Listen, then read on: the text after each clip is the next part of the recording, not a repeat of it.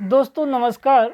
जो हमारे सामने क्वेश्चन लिखा है बहुत महत्वपूर्ण क्वेश्चन है, एग्जाम में बहुत आता है। आइए इसको सॉल्व करते हैं। प्रूव दैट 3 + √5 एक अपरिमेय संख्या है। अपरिमेय संख्या है वे संख्याएं जिन्हें P/Q के रूप में ना लिखा जा सके, वे अपरिमेय संख्याएं होती हैं।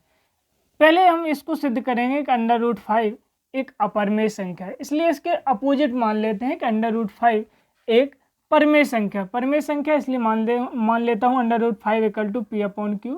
Q की वैल्यू 0 नहीं है, लेकिन मैं मानता हूँ कि PQ आर को प्राइम नंबर, यानी को प्राइम, इनमें कोई भी कॉमन गुणनखंड नहीं है सिवाय 1 के। देखो 2/3, 5/7 इस टाइप की संख्या है। अब मैं क्रॉस मल्टीप्लिकेशन करके दोनों ओर वर्ग कर दे रहा हूँ, तो 5Q² = P² और 5 का भाग दे रहा हूँ तो Q² = P²/5। अब मैं P को मान रहा हूँ 5 का मल्टीपल 5 10, स्क्वायर क्या होगा 2500।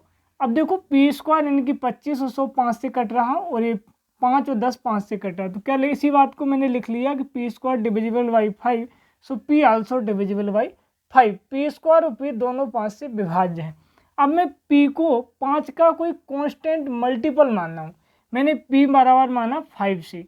अब क्या किया मैंने, P बराबर 5C दो इसमें रखा, P बराबर 5C यहाँ पर, तो Q² = यहाँ रखा तो 5C² 25C² तो 5 का भाग दे दिया, तो क्या निकल के आया Q² = 5C²।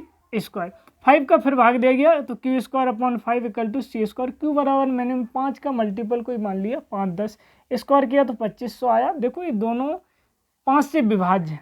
इसी बात को मैंने यहाँ लिख लिया कि Q² divisible by 5, so Q also divisible by 5। अब देखो Q और P दोनों में 5 कॉमन गुणनखंड है, जबकि हमने यहाँ देखा था कि P और Q में एक के अलावा कोई कॉमन गुणनखंड नहीं था। इसलिए जो हमने माना था वो गलत है, क्योंकि हमने माना था कि इनमें कोई कॉमन गुणनखंड नहीं है सिवाय 1 के, जबकि इसमें है। इसलिए जो इसको मैंने अपरिमेय संख्या माना था, परिमेय नहीं है, अपरिमेय संख्या, इसलिए √5 एक अपरिमेय संख्या है। एक हम लोग थ्योरम जानते हैं, किसी अपरिमेय संख्या में कोई परिमेय संख्या जोड़ने पर एक अपरिमेय संख्या प्राप्त होती है। इसका हम यूज कर लेते हैं। √5 हम सिद्ध कर चुके हैं कि एक अपरिमेय संख्या है। अब 3 के नीचे 1 मान लो, P/Q से तुलना कर दो। P की वैल्यू 3 है, Q की वैल्यू 1 है, 0 तो नहीं है, तो P/Q की फॉर्म की संख्याएं जहाँ Q की वैल्यू 0 ना हो परिमेय कहलाती है, इसलिए 3 एक परिमेय संख्या है। अब ये अपरिमेय संख्या को √5 एक अपरिमेय संख्या में जोड़ रहे तो एक अपरिमेय संख्या मिल रही है। यही हमें सिद्ध करना था। Thank you.